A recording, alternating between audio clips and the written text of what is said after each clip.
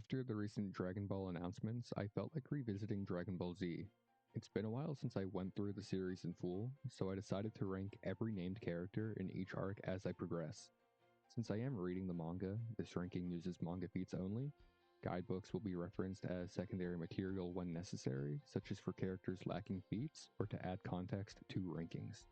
I am aiming for maximum objectivity, though some placements will likely surprise or irritate people. So if you strongly disagree, just leave it in the comments. And yeah, without further ado, let's begin. At 24th place, we have Turtle. This shouldn't be surprising to anyone. He's just a turtle with no special abilities. At 23rd place, we have the farmer with a shotgun. And I'm a miserable shit, so I'm not even going to meme about this guy. He's just a chubby dude with a gun. At 22nd place, we have Bulma. Unlike the farmer, she has more than just guns at her disposal. She's rich and has a number of capsules on her at all times containing things like houses, planes, automobiles, and machine guns. Other than her tech, she is just a normal human though. Alright, now this one is kind of interesting. 21st place is Bubbles. Now there are two schools of thought here. Either Bubbles solos all of OG Dragon Ball with no effort, or he is just a strong monkey. Now, I lean towards Bubbles just being a strong monkey, uniquely adapted to 10 times Earth's gravity with stronger skin, bones, and organs to go along with that adaptation. A super monkey, if you will, that I believe would have no trouble taking out the farmer or Bulma before they could shoot him. Now, for those that are curious about the other school of thought, the main piece of evidence is Goku struggling to catch Bubbles during his initial arrival to King Kai's planet, and using that to claim that Bubbles is physically superior to beginning of Z Goku. You could also throw the Tree of My Power Level pamphlet on top of that, where they gave Bubbles a power level of 1000. Though, this source in particular is kind of notorious for giving some pretty wacky numbers, like Ox King having a power level of 900, or Tambourine having a power level of 340, higher than Goku and Piccolo's power levels while weighted from the beginning of Z. It is for that reason that this specific source should be disregarded. Now back on topic, Goku's test against Bubbles is more a test of his adaptation to the extreme gravity on King Kai's planet. This isn't supposed to be some display of power on the monkey's part, as when Goku does catch him, King Kai only mentions that Goku has overcome the planet's gravity, not that he surpassed his pet in power. Next up, we have the Ox King at 20th place. No, his power level is not 900. The first actual combatant on this list. He's a student of Master Roshi, who trained with Grandpa Gohan. It's likely that he's weaker than what we saw from him in Dragon Ball, due to him kind of just becoming a soft grandfather at this point. Despite that, he's still a massive dude that can harness ki to some degree. He also trained Chichi, who we will see a little later in the list. 19th place is Chichi. See? Didn't take that long. Her reintroduction in OG Dragon Ball was honestly pretty good, all things considered. Her performance against Goku was impressive enough for Roshi to praise her abilities, and she was putting actual pressure on Goku, forcing him to dodge her attacks with some amount of effort. Chichi also has an official power level of 130 via Weekly Jump issue 31. This puts her around Roshi's resting power level from the Saiyan Saga, and on similar footing with Master Shen, both of whom should be superior to the Ox King, and it's likely that Chichi is weaker now than she was in OG Dragon Ball. But if both her and the Ox King are weaker due to not fighting, then their relative ranking should remain intact. In 18th place, we have Korin. The main reason for Korin's placement here is the power level given to him in Weekly Jump issue number 31, which was 190. Granted, Goku's power level during the 22nd World Martial Arts Tournament is said to be 180 by Daizenshu, and Goku surpassed him during this tournament, so it's possible Korin may be a bit below 180 or 190. Still, using this metric, we can solidly claim that Korin is above Chichi due to his power level being given in the same issue as hers and it being far greater. Master Roshi occupies 17th place. We have confirmation that when resting, Roshi is sitting at 139. From Daizenshuu 7, we can also see that his power level when fighting may be at 180. Most importantly, he had a really competitive fight against Tien, who ended up winning against Goku in the 22nd Budokai. This is enough for me to put Roshi closer to 22nd Budokai Goku than to Korin. However, that is not taking his max power form and max Kamehameha into account. When taking this form, Roshi's power skyrockets, allowing him to blow up the moon with a Kamehameha and potentially kill Grade 8 Kid Goku. Goku was on level with Roshi at this point, meaning that his Grade 8 form has a power level around 1800. Roshi's Kamehameha could have killed this Goku and likely has the potential to kill or at least harm characters on that level of power. Despite that, I am hesitant to put Roshi higher purely due to the drawbacks that this form has at this point. It drains his stamina like crazy and slows him down too. He has a single shot with this Kamehameha and that's it. Against someone that's close to him in power, it's not that big of a deal, but if his max power form is even slower than his 180 power level self, then he is probably getting his head taken off by anyone substantially above him before he can fire. Kami, God himself, is at 16th place. He's weaker than his OG Dragon Ball self as he's approaching the end of his natural lifespan. Power level wise, he's supposed to be sitting at 220 according to Daizenshuu. Given the astronomical gap in power between Kami and the likes of Roshi and OG Dragon Ball, even in his weakened state, Kami should still hold an edge, and the power level adds credence to that idea. That said, his fight against Roshi is a toss-up on whether or not Roshi can hit him with a Kamehameha while in his max power form. I think Kami's general superiority over the guy grants him the win more often than not, though. Chiaotzu is the weakest Z fighter. He came out of the training on the lookout with a power level of 610 and couldn't even restrain Nappa with his telekinesis. His self-destruction dealt superficial damage at best to Nappa, and when Krillin had his crash out with his scatter shot, Tien was convinced that the explosion would outright kill Chiaotzu. He's 15th place, but he sucks so bad I wish I could give him last. On that topic, the Chud who ducked most of the fight with the Saiyans is 14th place, stronger than Chiaotzu by a decent margin, with a katana that most likely hits harder than his 970 power level might indicate. This guy cut off Vegeta's tail and survived a beating from him. Much more impressive than anything Chiaotzu did. Mr. Popo earns the 13th spot through guidebooks alone. He has no combat feats in the Saiyan Saga. Despite that, Weekly Jump issue 31 gives this guy a power level of 1030. Close enough to Raditz that Popo actually could have fought the guy if he decided to leave the lookout. That may put his power level into question, but it's more likely that Popo only reached this level through training the Z fighters. And why he opted to stay behind is anyone's guess, though him being a good bit below Raditz may be reason enough to stay behind with Kami, who was nearing his final moments. 12th goes to the Saibaman, power level of 1200, directly compared to Raditz in the most direct, blatant scaling we'll ever see.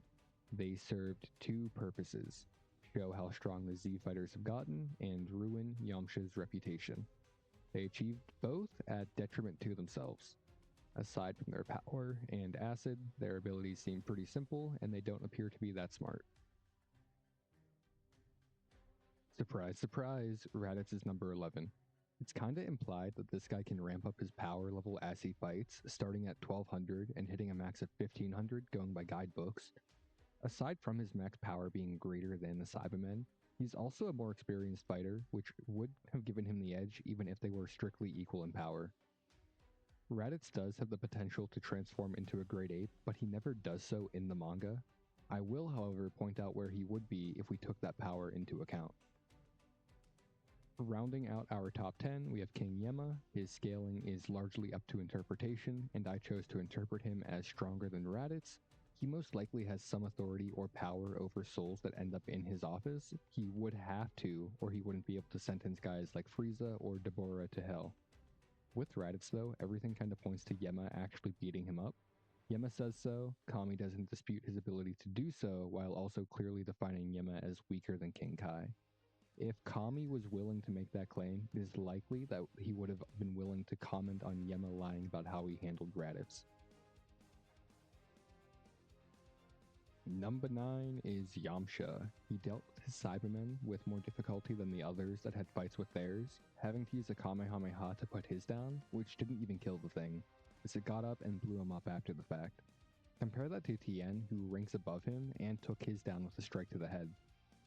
Daizenshuu also pretty clearly puts this guy a good bit below Tien and Krillin in power, with him being 1480 to their 1830 and 1770 power levels respectively. Given Yamcha's clear superiority over the Saibaman in their clash, I think it's safe to say that Yamcha would be able to do Raditz in a similar manner before he can ramp up. And with Yemma being just unquantifiably above Raditz, I feel it's safer to put Yamcha above Yemma than vice versa. Despite what I just said, it might surprise or maybe even anger you to see Tien at the 8th spot. While his listed power level in Daizenshuu is indeed 50 higher than Krillin, their performances against Nappa tell a different story. In Tien's fight, he got his arm blown clean off and could not land a clear hit on the guy. Their entire confrontation was just him getting dogged on, to the extent that his last-ditch Tri-Beam, one of the strongest beam attacks in the series, only did superficial damage to Nappa. Krillin, who occupies the 7th spot, had a much better showing against Nappa, landing hits, avoiding attacks, and not losing any limbs in the process. His Destructo Disc was capable of actually killing Nappa and was able to tag team with Piccolo against him without noticeably falling behind. It is entirely possible that Tien holds a slight statistical advantage over Krillin, but Krillin's performance speaks volumes to his skill and battle sense, leading to his placement. Gohan occupies the 6th spot with one major caveat: he must be locked in and willing to fight. He seemingly got over his crippling fear of fighting near the end of the Saiyan Saga, as shown by him duking it out with Vegeta for a bit, but I thought I should still put that out there. Gohan has a lot of hype surrounding his power, and Piccolo himself puts a lot of trust in the kid. He was to be the one to finish Nappa off in 2 of Piccolo's plans.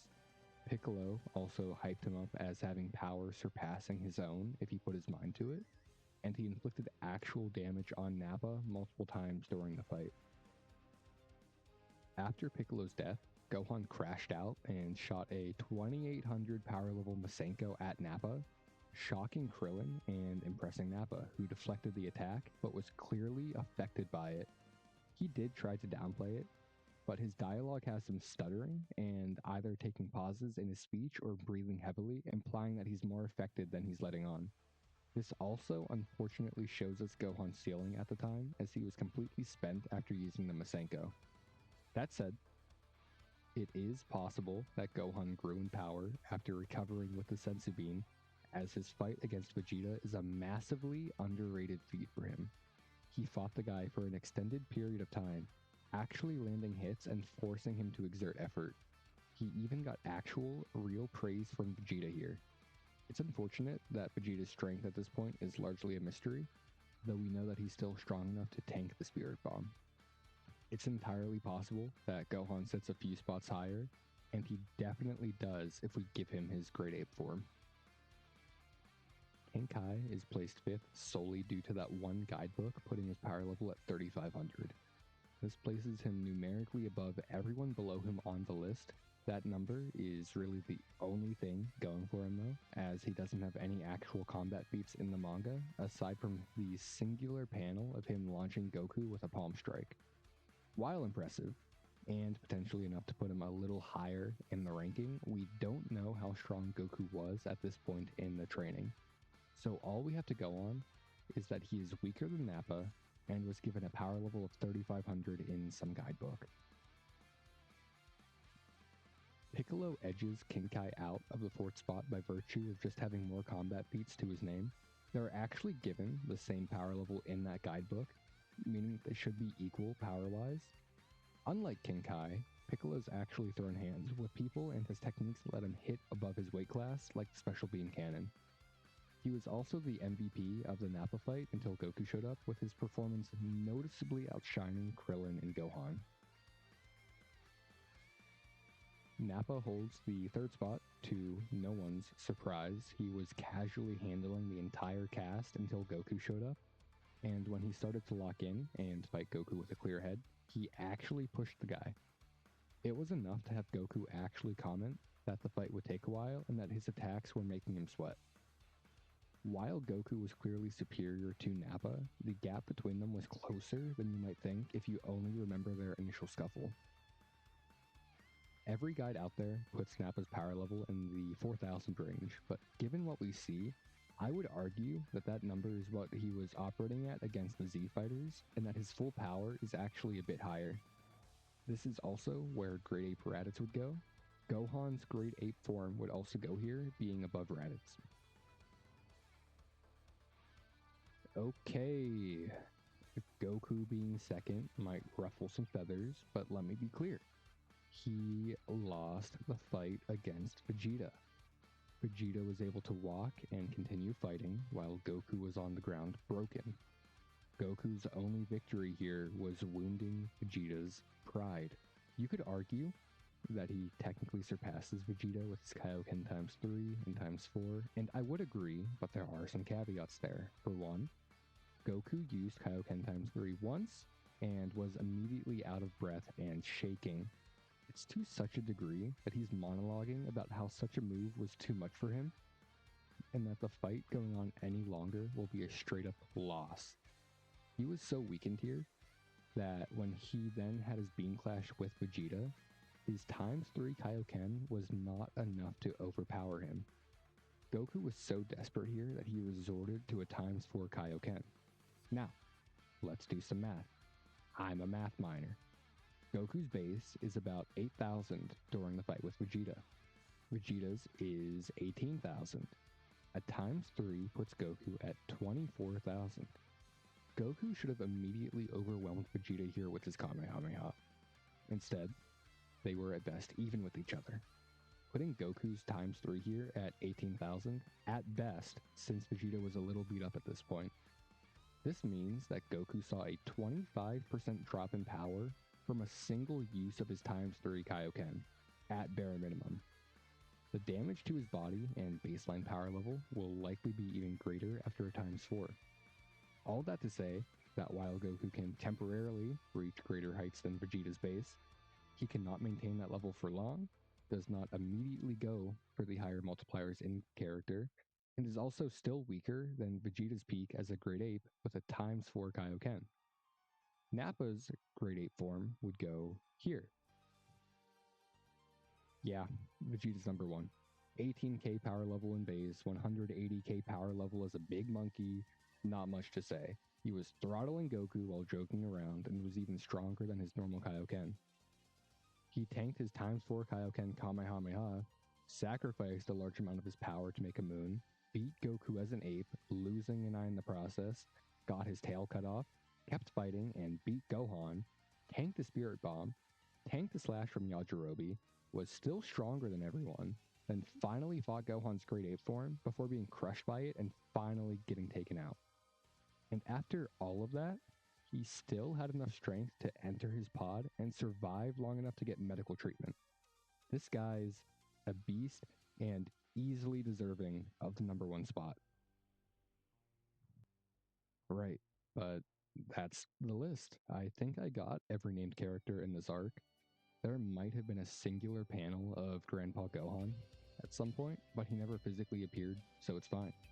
He'd probably be right below Roshi if I had to give him a ranking. And yeah, let me know if any rankings really angered you in the comments. If you try to fight me on the Bubbles ranking, I will be ignoring you though. And yeah, the Namek Saga is next. It's longer, so I'm not sure when I'll get around to making a video on it. And yeah, stay tuned if that's something you'd be interested in. Like and subscribe.